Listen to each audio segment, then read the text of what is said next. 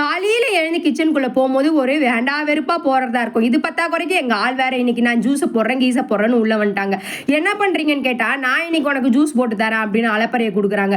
அவங்க போட்டது என்னமோ ஜூஸ் தான், ஆனால் அவங்க பண்ண சம்பவம் ரொம்ப பெருசு. சிங்க்கு ஃபுல்லாக பாத்திரம், ஏன் ஒரு ஜூஸ் போடுறதுக்கா இவ்வளோ பாத்திரம் அப்படின்ட்டு. அப்புறமேட்டு லாஸ்ட் டைமாக கருவாட்டு குழம்பு பண்ணேன். ஆனால் கருவாட்டு குழம்பு செம்ம அடிப்போலியாக வந்ததுனால இன்றைக்கும் அந்த கருவாட்டு குழம்பே பண்ணிடலான்னு சொல்லி பிளான் பண்ணியிருந்தேன். லாஸ்ட் டைம் பண்ணது அவசரமாக பரபரப்பாக பண்ணேன். அதே மாதிரி இன்றைக்கும் அவசரமாக பரபரப்பாக பண்ணால் நல்லா டேஸ்ட்டாக வருமாட்டிருக்கு அப்படின்னு சொல்லி யோசிச்சு எல்லாத்தையும் பண்ணி முடிச்சுட்டு லாஸ்ட்டில் ஒரு 1/2 hour டைம் இருக்கும்போது பண்ணலான்னு சொல்லி பிளான் பண்ணி வச்சிருந்தேன். எல்லாரும் சமையலை மாத்திரம் தான் இப்படி பண்ணால் நல்லாயிருக்கும் அப்படி பண்ணால் நல்லாயிருக்கும்னு சொல்லுவாங்க. ஆனால் நாம அந்த டைமிங்கை கூட இந்த டைம் மாதிரி வச்சு பண்ணால் நல்லாயிருக்கும் அப்படின்னு யோசிக்கிற அளவுக்கு ஆயிடுச்சு. அப்புறமேட்டு உண்மையாகவே இன்னைக்கு கருவாட்டு குழம்பு சூப்பராக வந்துருந்துச்சு. கருவாட்டு குழம்புக்கு தொட்டுக்கிறதுக்கு எங்கள் ஆளுக்கு என்ன வேணும்னு கேட்குறேன். எனக்கு உருளைக்கிழங்கு ஃப்ரை பண்ணி கொடுன்றாங்க. எந்த ஊர்லேருந்து ஏன் வந்திருக்கீங்க கருவாட்டு குழம்புக்கு உருளைக்கிழங்கா அப்படின்ட்டு. சரி, நான் அவங்களுக்கு எல்லாம் ரெடி பண்ணி பேக் பண்ணி கொடுத்துட்டு நானும் நல்லா சாப்பிட்டேன்.